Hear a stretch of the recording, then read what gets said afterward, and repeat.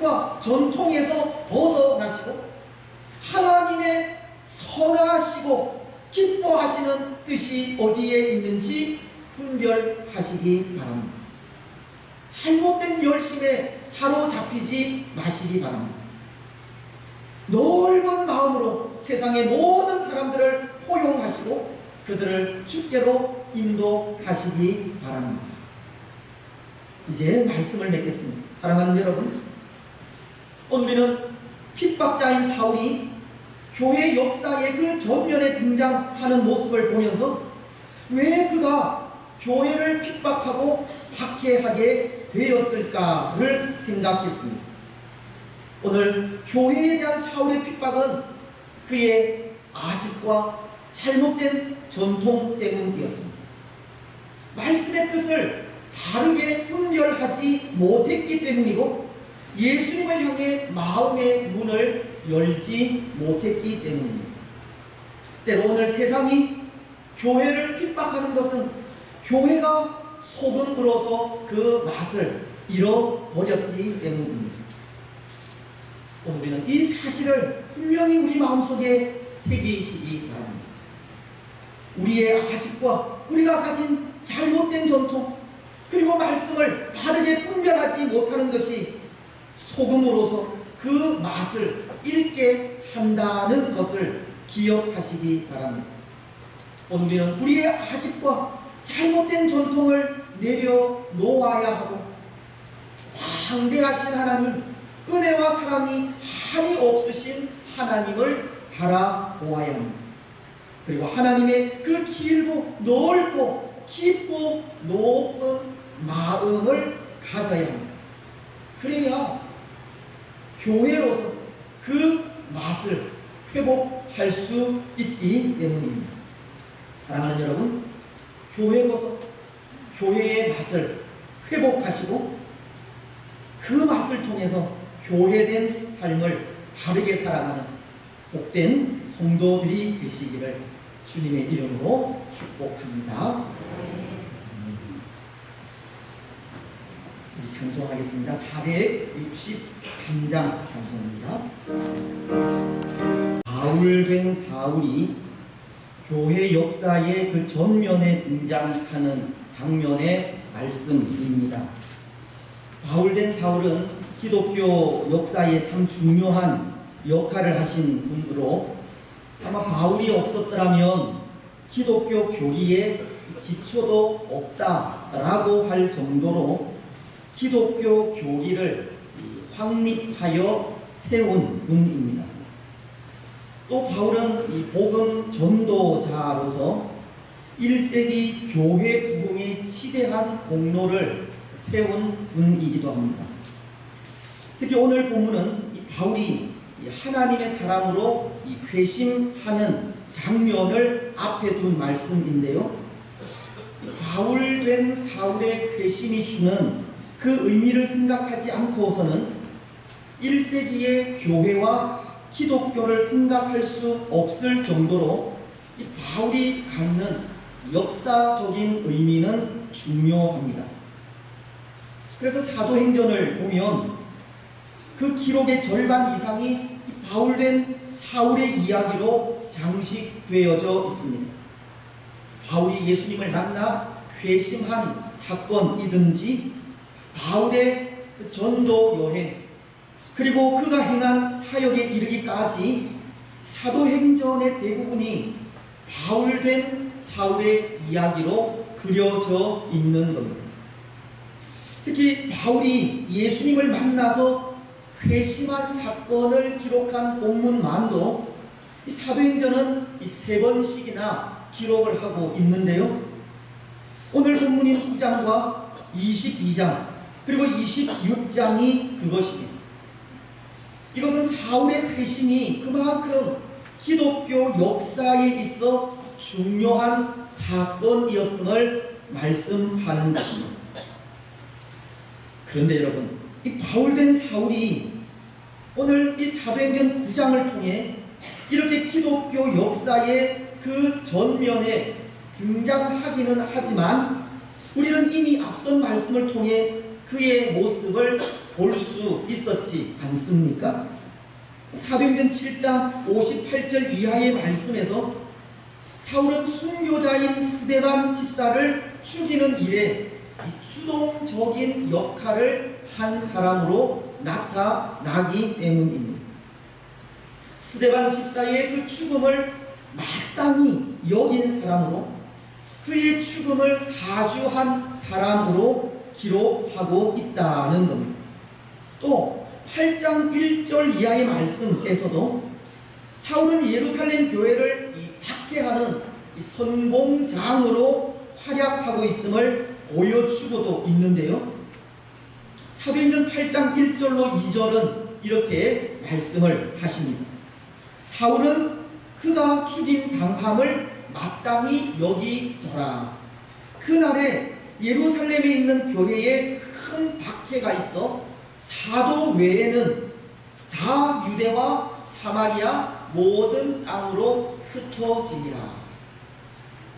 바울은 스데반의 죽음을 마땅히 여기면서 주의 교회를 박해하고 성도들을 끌어다가 옥에 가두는 역할을 했다는 겁니다.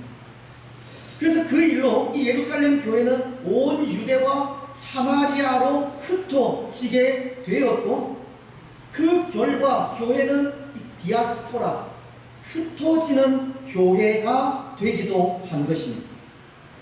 바울된 사울의 핍박이 교회를 온 유대와 사마리아로 흩어 또 하나의 교회를 세워가게 한 것입니다.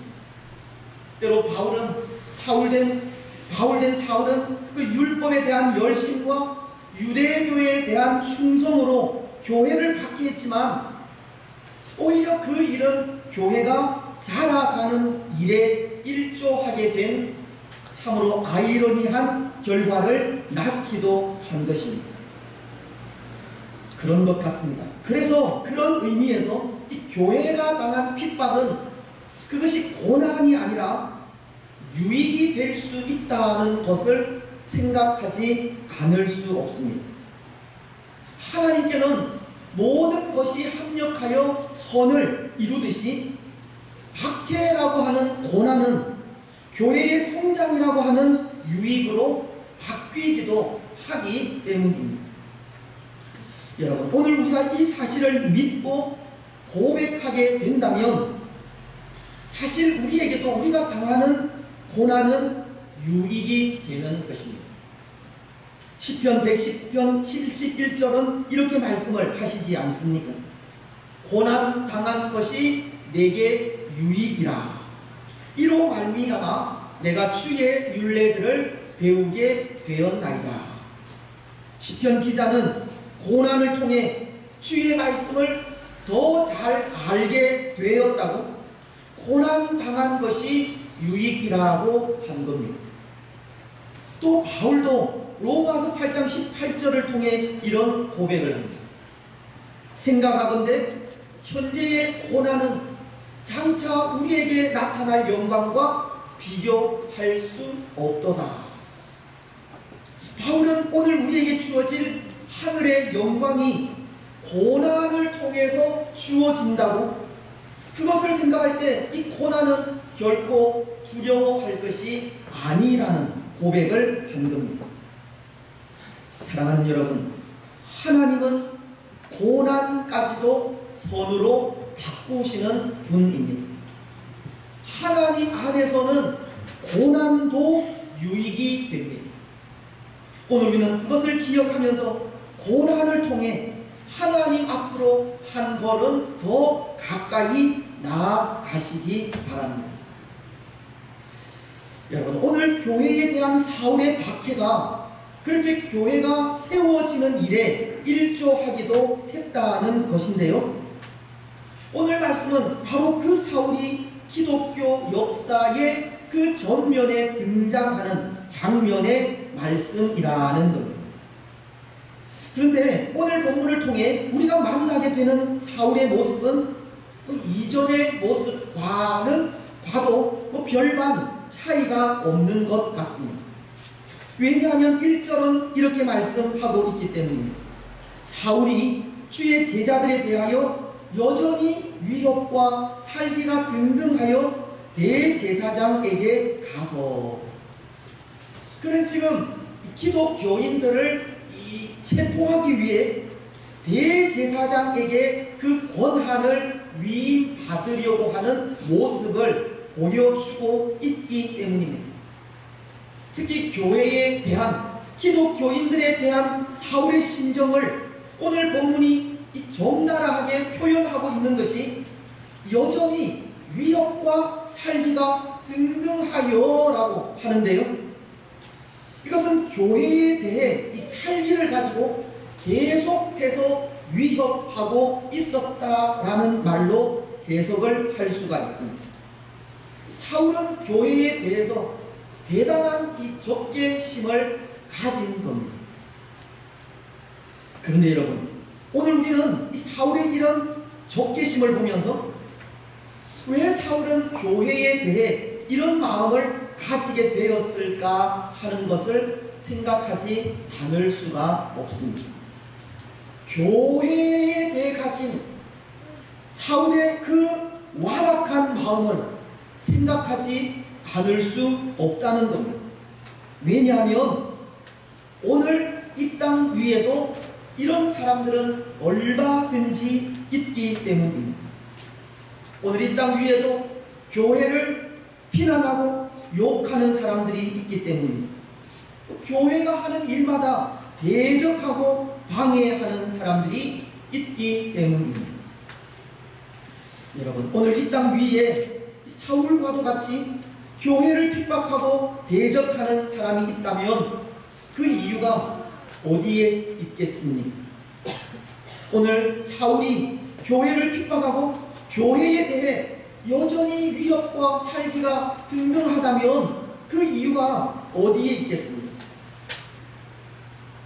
모르겠습니다. 오늘 세상 사람들이 그 교회를 핍박하고 대적한다면 그것은 교회로 인해 당한 상처나 아픔 때문은 아닌지 모릅니다. 교회가 교회답지 못한 모습을 보이고 있는 것 때문일 수 있다는 겁니다. 교회가 세상과도 똑같이 부패하고 폐역한 모습을 보이는 것 때문일 수 있는 겁니다.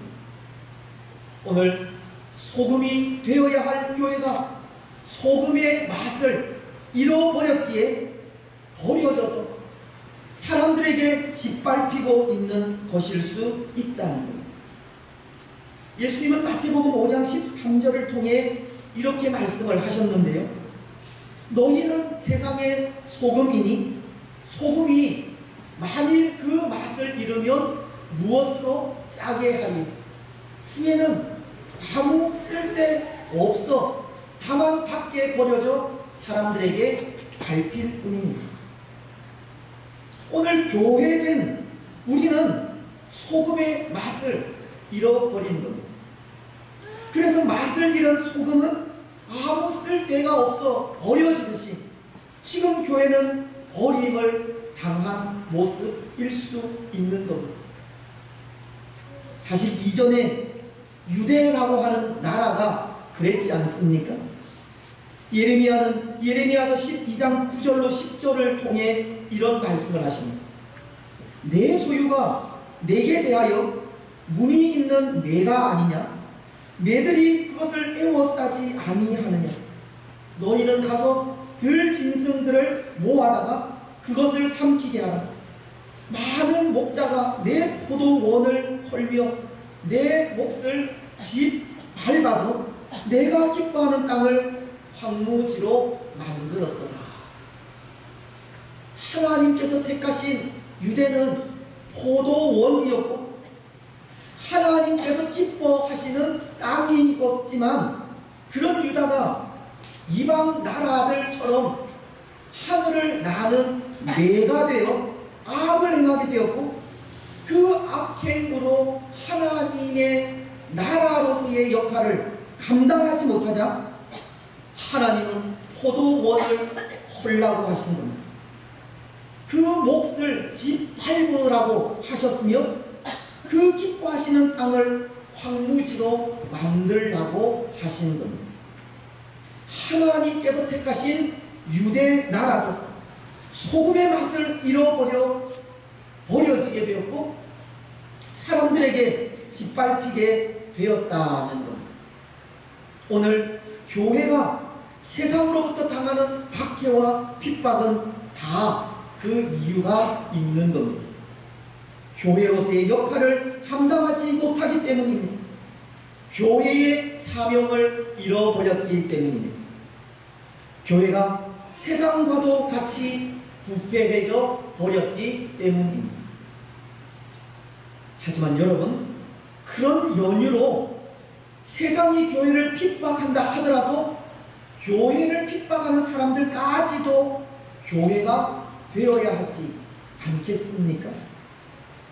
바울이 사울이었을 때 그는 교회를 핍박하고 박해했지만 그가 바울 되었을 때 전도자로서 교회에 많은 유익을 주었듯이 오늘 교회를 핍박하는 사람들 역시도 바울이 되어야 하지 않겠습니까?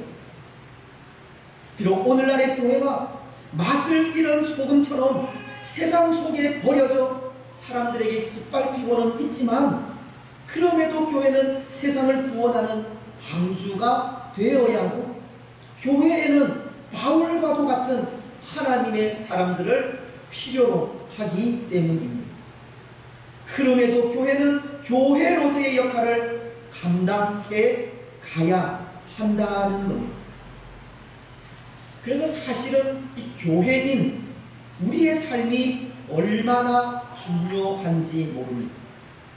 교회를 핍박하는 사람들까지 교회가 되어야 하기 때문입니다. 교회를 대적하고 비방하는 사람들조차 성도로서의 삶을 살아야 하기 때문입니다. 그 사람들을 위해서 교회된 우리의 삶이 중요하다는 겁니다. 사랑하는 여러분, 오늘 우리는 교회된 삶을 어떻게 살아가시겠습니까? 혹 오늘 우리 때문에 상처를 받고 교회를 멀리하는 사람들이 있다면 어떻게 하시겠습니까? 오늘 우리가 맛을 잃은 소금이라면 어떻게 하시겠습니까? 때로 그 일이 두렵기는 하지만 오늘 우리는 교회로서 거룩함을 회복하는 삶을 살아가야 합니다. 거룩한 교회가 되어야 한다는 겁니다. 때로 거룩한 교회가 된다는 것이 어쩌면 거창한 일처럼 생각되기도 하고 불가능한 일처럼 여겨지기도 하지만 거룩을 회복해 가는 삶이 우리가 해야 할 일이고 또 거룩한 교회로의 회복은 우리가 살아가는 일상 속에서도 얼마든지 가능하다 생각합니다. 경건의 삶을 통해서입니다. 우리 매일의 삶 속에 하나님을 만나는 삶을 통해 가능하다는 겁니다. 크로이거 그로스웰이라고 하는 분은 일상의 거룩을 회복하라고 하는 책을 통해서 이런 말을 했습니다. 이 바쁜 삶이 영적으로 가치 있는 삶이라 생각하지 말라고 하는 말입니다. 우리가 늘 바쁜 삶을 살아가는데요, 그 바쁜 삶이 영적으로 가치 있는 삶이 아니라는 거예요.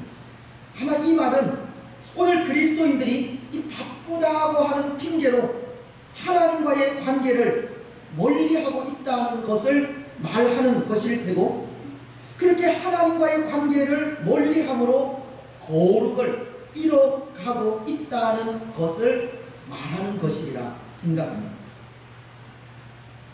하지만 그 바쁨을 내려놓고 경건의 삶을 살 때 그것이 거룩이라는 겁니다. 거룩한 삶은 거창하고 우리가 취할 수 없는 것이 아니라 일상 속에서 하나님을 만나는 일이 거룩한 삶이라는 겁니다.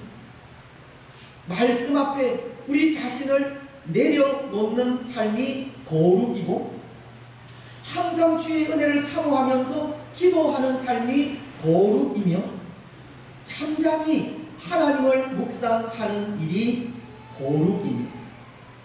그리고 그 거룩함은 교회로서의 바른 삶을 회복하게 하는 겁니다. 사랑하는 여러분, 오늘 우리는 우리 매일의 삶 속에 하나님과의 올바른 관계를 가지시기 바랍니다. 우리 매일의 삶 속에 말씀을 묵상하고 기도하며 하나님의 은혜를 구하는 삶을 사시기 바랍니다. 그것이 거룩한 삶이고 그 거룩함으로 교회된 삶은 회복되기 때문입니다. 교회된 삶의 회복을 통해 사울과도 같은 사람들이 바울이 될 수 있기 때문입니다.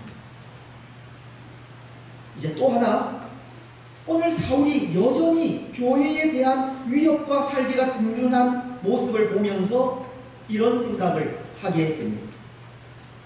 지나친 열심이 교회를 핍박하게 하고 대적하게 하는 모습으로 나타날 수 있다는 생각입니다.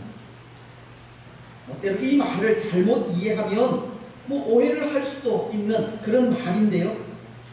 교회를 향한 잘못된 열심이 교회에 대한 반감을 가지게 할 수 있다는 겁니다. 여러분, 오늘 사울의 경우 그는 교회를 핍박하고 박해하는 이유가 있습니다. 예수 그리스도 때문입니다. 저주를 받아서 나무에 달려 죽은 예수님 때문입니다. 오늘 2절 중반절은 이렇게 말씀을 하시지 않습니까? 이는 만일 그 도를 따르는 사람을 만나면 남여를 막론하고 결박하여 예루살렘으로 잡아오려 함이라.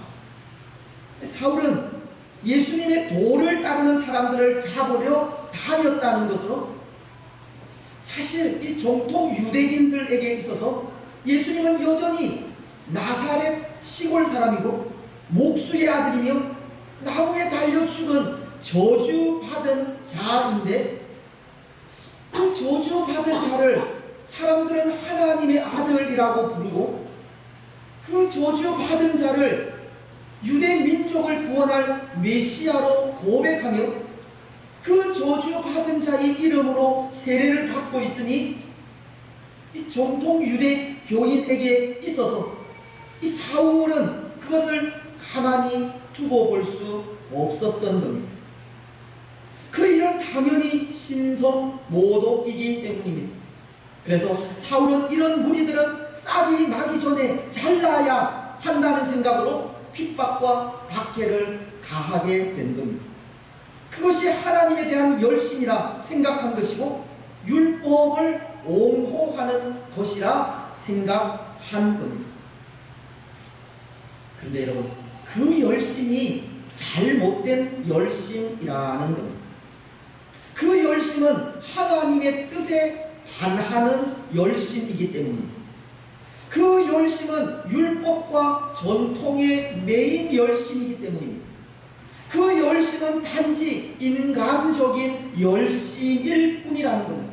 왜냐하면 그 일은 이 저주를 받아 나무에 달린 자에 대해 성경이 말씀하는 바를 알지 못하고 행한 행동이기 때문입니다.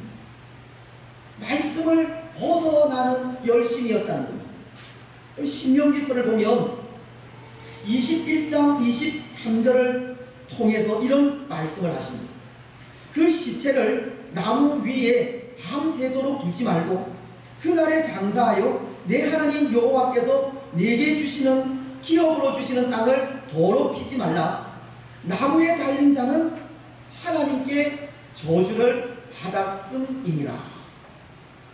하나님은 나무에 달린 자는 하나님께 저주 받은 자라고 하시는 말씀인데요, 예수님에 대한 예언입니다.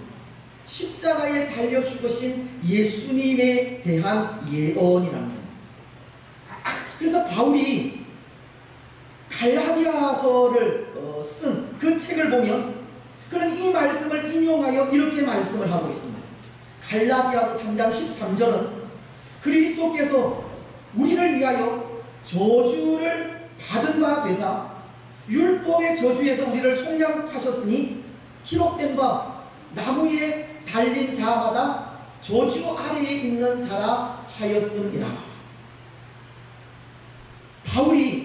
바울이었을 때 예수님에 대해서 그는 하나님께서 보내신 구원자이심을 고백하면서 그 십자가 위에서 우리의 모든 죄를 속량하셨다고 하는 그런 고백을 하고 있지만 그가 사울이었을 때는 그 사실을 깨닫지 못한 겁니다. 저주를 받아 나무에 달린 자가 예수님이심을 알지 못했고 인정하기가 싫었던 겁니다. 그는 단지 율법과 전통에 매여서 말씀을 이해하고 있었고 인간적인 열심을 가지고 행동하고 있었던 것뿐이었습니다. 그런데 여러분, 때로 이런 모습은 오늘 우리들에게도 있다는 겁니다. 오늘 하나님을 사랑한다고 하는 우리에게, 하나님에 대한 열심이 있다고 하는 우리에게 율법과 전통에 매여 사는 모습이 있다는 겁니다. 말씀이 원하지 않는 일을 행할 때가 있기 때문이고 단지 인간적인 열심으로 우리가 원하는 일만 행할 때가 있기 때문입니다. 오늘 이 사울의 열심이 하나님의 열심이라면 그런 하나님의 선하시고 기뻐하시는 뜻이 어디에 있는지 분별하여 행동해야 했습니다. 그렇지 않습니까? 율법이나 교리에 얽매여서가 아니라 말씀이 가르치는 뜻을 바르게 분별하고 그 뜻에 따라 행해야 했다는 겁니다. 하지만 그는 그렇게 하지 못했습니다. 율법에 사로잡혀서 말씀이 전하는 그 뜻을 바르게 분별하지 못한 겁니다. 오늘 우리에게도 그런 모습들이 있다는 것이 우리 역시도 교리나 전통과 관습에 매여서 말씀에서 벗어날 때가 많기 때문입니다. 지금까지 지켜오던 그 관습에서 벗어나는 신앙의 모습이 있으면 그것이 잘못된 것이냐 정죄할 때도 있는 겁니다. 교회의 오랜 전통이 마치 성경적인 것이냐 고집할 때도 있는 겁니다. 물론 신앙의 좋은 전통은 잘 지켜가야 합니다. 말씀을 따라서 우리가 행해야 하는 생활의 순결은 잘 유지해 가야 하고 이 분명한 신앙 고백은 있어야 합니다. 우리가 어디에 있든지 무엇을 하든지 하나님의 자녀라고 하나님의 사람이라고 하는 분명한 신앙의 고백은 가지고 살아가야 한다는 겁니다. 그래서 어디에 있든지 당당하게 하나님의 사람임을 밝혀야 합니다. 하지만 말씀의 뜻과는 상관없는 일을 고집한다든지 진리와는 상관없는 일에 매이게 되면 이 세상은 교회에 대해 더욱 마음의 문을 닫게 되는 겁니다. 오늘 교회가 세상이 행하는 잘못에 하나님의 말씀으로 분명한 심판의 말씀을 전해야 하지만 심판이 아니라 이 정죄만 하고 있다면 교회와 세상은 좀처럼 그 틈이 좁혀지지 않는 겁니다. 오늘 우리는 그것을 조심해야 합니다. 하나님을 향한 우리의 열심이 잘못된 열심이 되지 않도록 해야 합니다. 오늘 사울이 율법에 매여서 십자가에 달리신 메시아를 보지 못했듯이 우리 또한 교리나 전통에 매여서 예수님께서 원하시는 뜻을 보지 못하는 우를 범해서는 안 되는 겁니다. 오늘 우리는 광대하신 하나님을 보아야 하고 광대하신 하나님의 그 넓고 길고 깊고 높은 뜻을 볼 수 있는 눈을 가져야 합니다. 에베소서는 하나님의 광대하심을 깨달아 알기를 원하면서 3장 17절로 19절을 통해 이런 말씀을 하십니다. 믿음으로 말미암아 그리스도께서 너희 마음에 계시게 하시었고 너희가 사랑 가운데서 뿌리가 박히고 터가 굳어져서 능히 모든 성도와 함께 지식에 넘치는 그리스도의 사랑을 알고 그 넓이와 깊이와 높이와 깊이가 어떠함을 깨달아 하나님의 모든 충만하신 것으로 너희에게 충만하게 하시기를 구하노라. 말씀은 광대하신 하나님을 보고 그 광대하신 하나님을 닮아가기를 소원하고 있습니다. 때로 나만의 아집과 전통에 사로잡혀서 광대하신 하나님, 그 생각에 한이 없으신 하나님을 보지 못하는 것이 아니라 우리가 가진 아집 내어버리고 고집 내려놓고 하나님의 선하신 뜻이 어디에 있는지, 하나님의 생각과 마음과 사랑이 어디에 있는지 볼 줄 알아야 한다는 겁니다. 오늘 우리의 협소한 마음으로 하나님께서 행하시는 일을 우리 생각 속에 한정시키지 말아야 하는 겁니다. 그렇습니다. 사랑하는 여러분, 오늘 우리는 광대하신 하나님을 보시기 바랍니다. 하나님의 그 사랑의 넓이를 보시고 길이를 보시고 높이와 깊이를 보시기 바랍니다. 때로 잘못된